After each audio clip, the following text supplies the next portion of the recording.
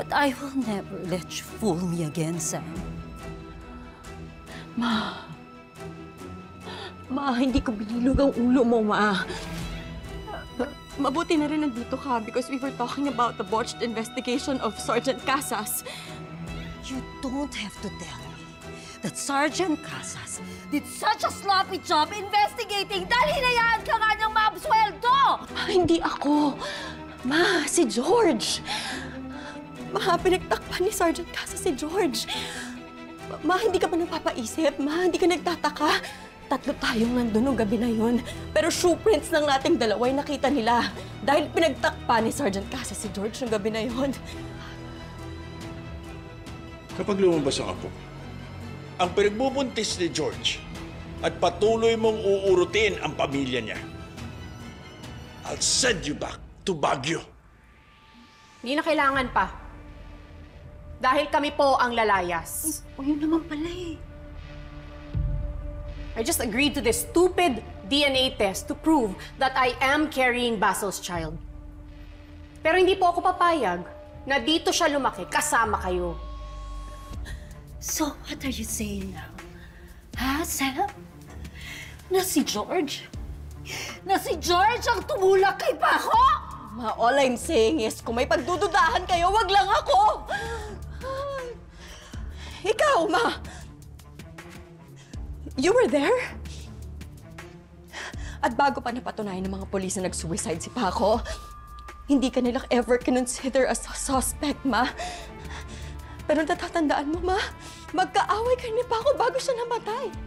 Stop insinuating that I pushed my own son!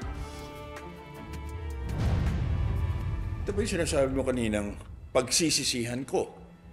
Yes. Dahil ilalayo ko po sa inyo ang anak namin ni Basil.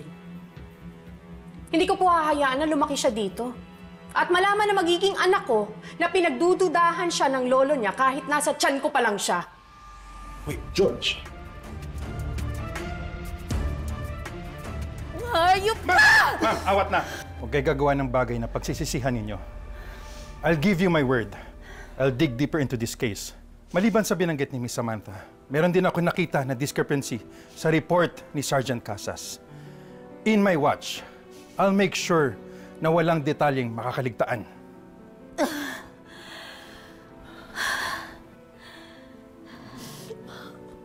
Ma, this is what I'm talking about, Ma. Opening Paco's case will only hurt you. And it will hurt me, Ma. Dahil babalikan lang natin yung masakit na nangyari nung gabi na yun, Ma. Ma, maniwala ka sa akin, Ma. Hindi ako yung pumatay kay Paco, Ma. Naniniwala ako nagpakamatay siya, Ma.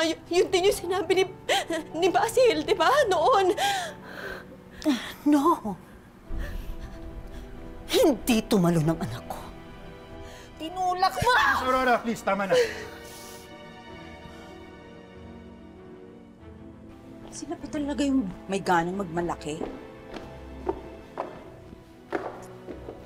Don't worry, Galvan.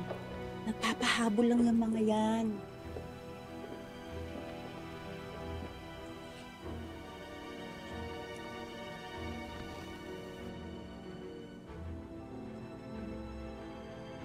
Oh, I swear to God, Sam! Hahanap ako ng ebidensya na magpapatunayang tinulak mo ang anak ko! Wala kayong mahanap, Ma. Wala kayong mahanap. Meron.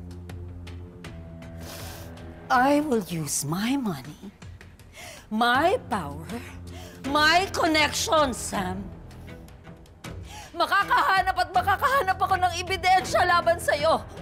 Dahil walang kasalanan ang hindi nabubunyag. Walang baho ang hindi nangangamoy. Itinulak mo si Paco. Hahanap at hahanap ako ng ebidensyang magdidiin sa'yo, Sam. Even if I have to invent one.